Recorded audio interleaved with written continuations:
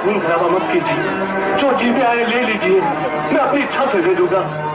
इस रास्ते से जो भी बारात जाती है, उस दुल्हन के साथ सबसे पहले सुहाग रात हम मनाते हैं।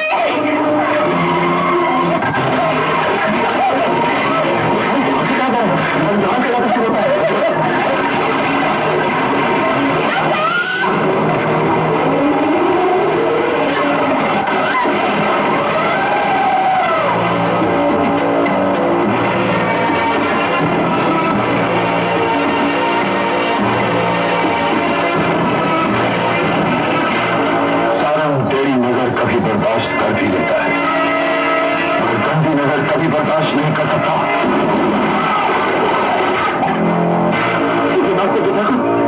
मैं दोबारा यह कभी नहीं होगा। सारों का इलाका शेर की गुफा की तरह है, जहां आने वालों के पांव के निशान तो मिलते हैं, मगर जाने वालों के पांव के निशान नहीं मिलते।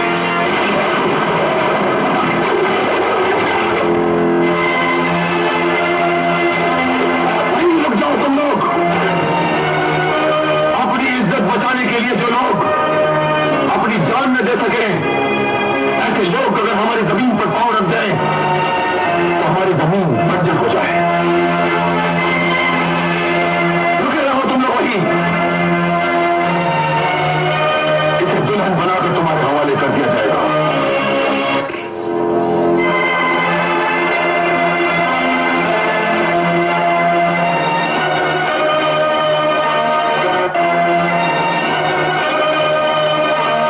अगर आप उस दिन न होते तो मेरी इज्जत नहीं बचती।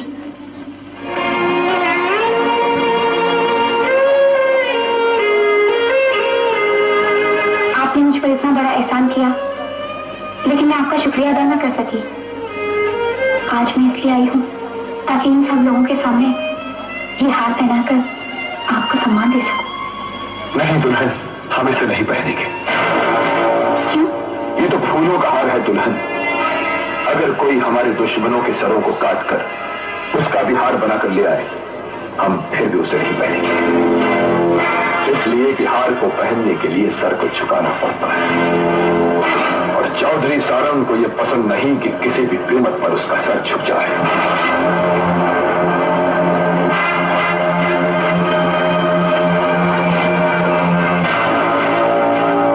हमारी तरफ से ये तोहफा तुम्हारे पांव के लिए।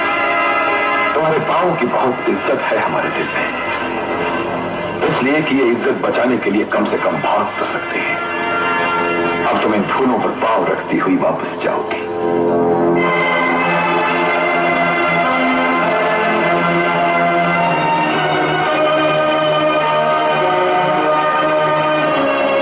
आपने उसे बहुत अच्छी तरह से रुखसत किया। रुखसती देखनी है तो चांद की शादी में देखना, किस धूमधाम से हम अपनी बहन को रुखसत करते।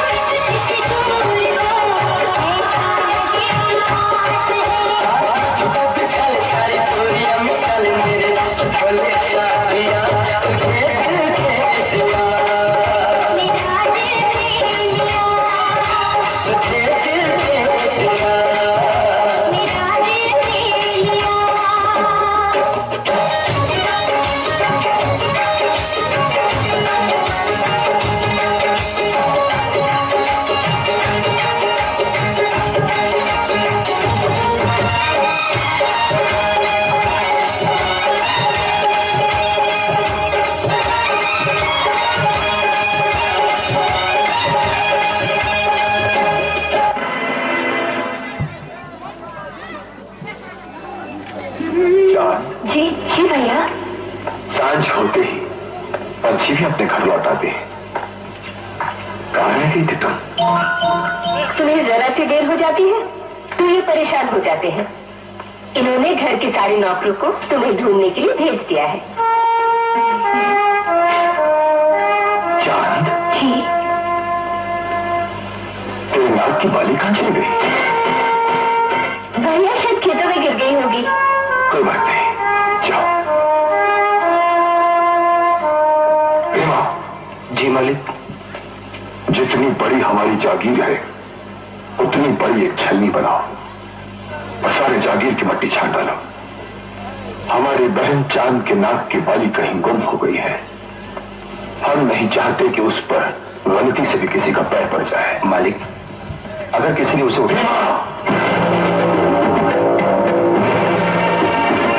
अगर उसे किसी ने उठा लिया हो तो उसे हमेशा के लिए ऊपर उठा देना।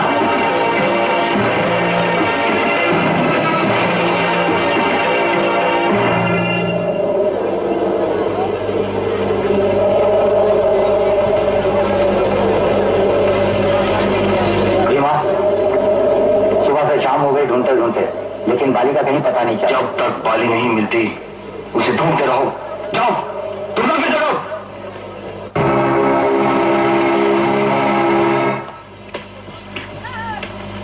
भीमा, अगर तू बाली ढूंढ कर लाया है तो अब से जान तुम्हें भी हमारी तरह ही राखी बांधेगी, और अगर नहीं ढूंढ कर लाया है तो हम तुम्हें उसी मट्टी के कफन से ढक देंगे जिस मट्टी ने चांद की बाली को छिपा लिया है। अगर कहीं खो गई होती तो जरूर मिल जाती मालिक। मुझे तो लगता है उन्होंने किसी को दे दी है। मैंने अपनी आंखों से देखा उसे शिवा से प्यार करते हुए।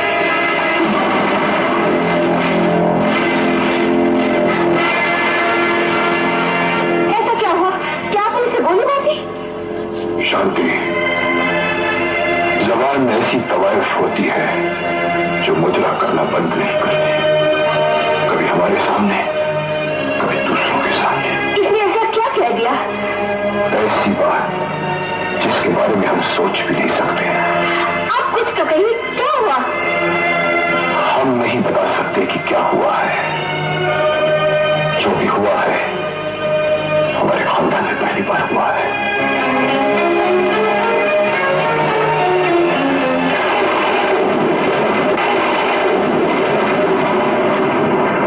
चांद, क्या है भैया? एक सवाल का जवाब दे।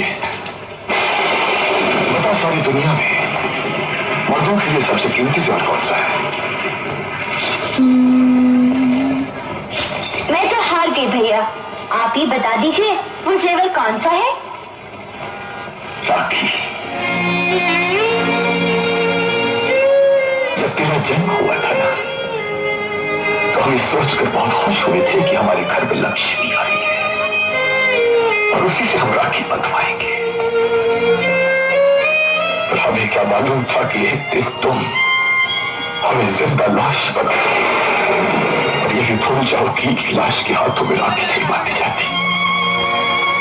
भैया, मैं कुछ समझी नहीं। हम भी कुछ समझ नहीं पा रहे।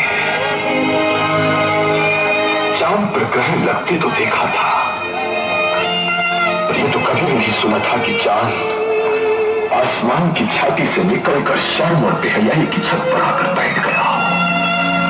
बता, बचपन से लेकर आज तक तेरी ऐसी कौन सी इच्छा थी जो हमने पूरी नहीं की?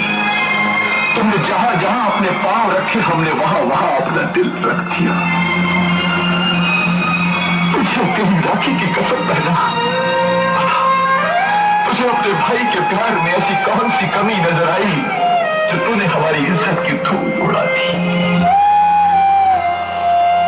हमने तो कभी सपने में भी नहीं सोचा था कि वो चौधरी सौरंग, जिसकी जागीर की पड़ी हुई मट्टी भी उसे धोखा नहीं दे सकती, उसे अपने ही घर की मट्टी धोखा दे देगी। जी तो चाहता है कि अपने आप को गोली मार दो। भैया, प्यार करना कोई पाप तो नहीं होता। करना अगर पाप नहीं होता तो दुनिया में औरतों के लिए पर्दा नहीं होता और लोग अपने घरों की दीवारें ऊंची नहीं करते। प्यार अगर पाप नहीं होता तो तुम उसे छुप कर नहीं करती। एक माँ भी अपने बेटे को छुप कर जन्म देती है, क्या ये पाप है? और उसे दूध भी अपने आंचल में छुपा कर ही पिलाती है, क्या वो भी पाप है? और भगवान भी तो छुप कर रहती है भैया, क्या वो भी पाप है? मर्द की ताकत उसकी आंखों में होती है, लेकिन औरत की ताकत उसकी जुबान होती है। आज जिंदगी में पहली बार तुमने हमारे सामने अपनी मोहब्बत का नहीं बल्कि अपनी ताकत का सहारा लिया है। तुमने अपना चलन बदल दिया है, लेकिन चौधरी सारंग का उसूल वही है कि इज्जत को लगे दाग को धोने के लिए खून टपकाओ नहीं, खून बहा दो।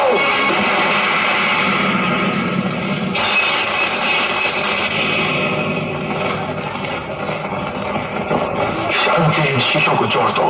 टूटे हुए शीशे नहीं जुड़ते चौधरी। इसी तरह इज्जत भी टूट कर नहीं जुड़ती।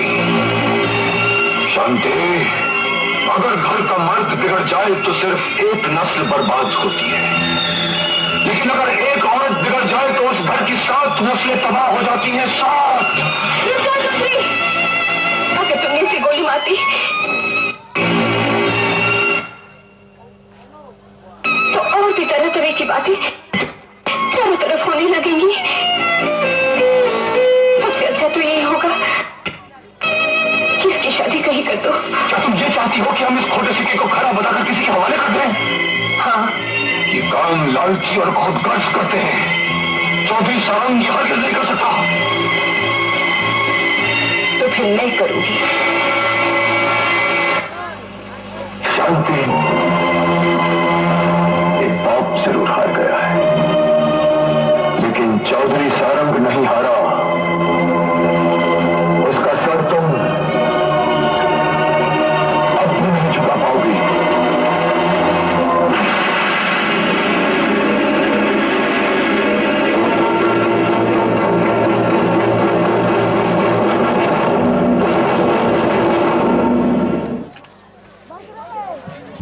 आइए इस डायलॉग पर खुश होकर